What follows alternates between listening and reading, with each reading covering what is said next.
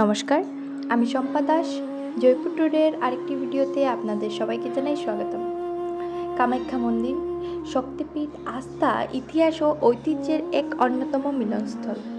অসমের গুয়াহাটি শহরের নীলাচল পাহাড়ের চূড়ায় অবস্থিত কামাখ্যা মন্দির ভারতের অন্যতম প্রাচীন, পবিত্র ও বিখ্যাত শক্তিপীঠ। শুধু ভারতের বিভিন্ন প্রান্ত থেকেই নয়, প্রতি বছর বিশ্বের নানা দেশ থেকেও লক্ষ লক্ষ ভক্ত, সাধু, সন্ন্যাসী, গবেষক এবং পর্যটক এই পবিত্র তীর্থস্থানে এসে দেবী কামাখ্যার দর্শন ও আশীর্বাদ লাভ করেন। ধর্মীয় বিশ্বাস, তান্ত্রিক সাধনা, ঐতিহাসিক গুরুত্ব ও প্রাকৃতিক সৌন্দর্যের অপূর্ব সমন্বয়ে কামাখ্যা মন্দির আজও এক অন্যতম ধর্মীয় ও সাংস্কৃতিক কেন্দ্র হিসেবেই পরিচিত। পৌরাণিক কাহিনী অনুসারে রাজা দক্ষের যজ্ঞে অপমানিত হয়ে দেবী সতী আত্মাহুতি দেন। স্ত্রী বিয়োগের শোকে ভগবান শিব দেবী সীতার দেহ কাঁধে নিয়ে তাণ্ডব নৃত্য শুরু করেন। তখন সৃষ্টিকে রক্ষা করার জন্য ভগবান শিবের হাত থেকে বিশ্বকে বাঁচাবার জন্য ভগবান বিষ্ণু তার সুদর্শন চক্রের মাধ্যমে দেবী সতীর দেহকে বিভিন্ন খণ্ডে বিভক্ত করেন। সেই দেহাংশ ভারতের বিভিন্ন স্থানে পতিত হয় এবং সেই স্থানগুলোই পরবর্তীকালে শক্তিপীঠ হিসেবে পরিচিতি লাভ করে।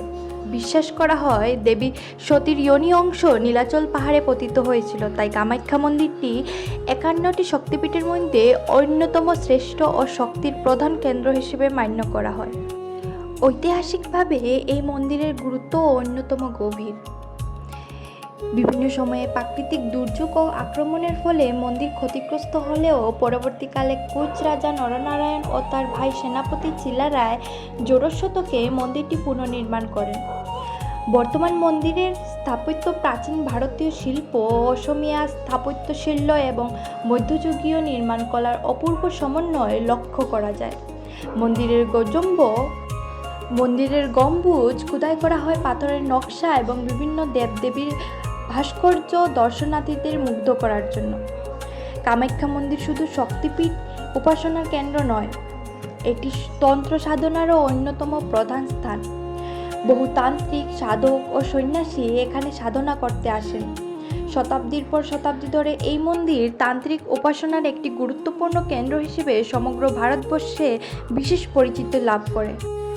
প্রতি বছর জুন মাসে অনুষ্ঠিত অম্বুবাচী মেলা কামাখ্যা মন্দিরের সবচেয়ে বড় এবং গুরুত্বপূর্ণ ধর্মীয় উৎসব।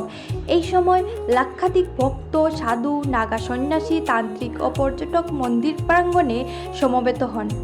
ধর্মীয় বিশ্বাস অনুযায়ী এই সময় দেবী ঋতুমতী হন, তাই টানা 3 দিন মন্দিরের দরজা বন্ধ রাখা হয় এবং বিশেষ আচার অনুষ্ঠান সম্পন্ন হয়। চতুর্থ দিনে পুনরায় মন্দিরের দরজা খুলে দেওয়া হয়। তারপর হাজার হাজার ভক্ত দেবীর দর্শনের জন্য দীর্ঘ লাইনে অপেক্ষা করেন। আমি শম্পা দাস, আজকের মতো এখানেই বিদায় নিচ্ছি। দেখা হচ্ছে পরবর্তী ভিডিওতে নতুন কাহিনী, নতুন গল্পের সাথে। ভিডিওটি ভালো লাগলে অবশ্যই লাইক, কমেন্ট করে আমাদের পাশে থাকবেন এবং আমাদের এগিয়ে যেতে সাহায্য করবেন। ধন্যবাদ।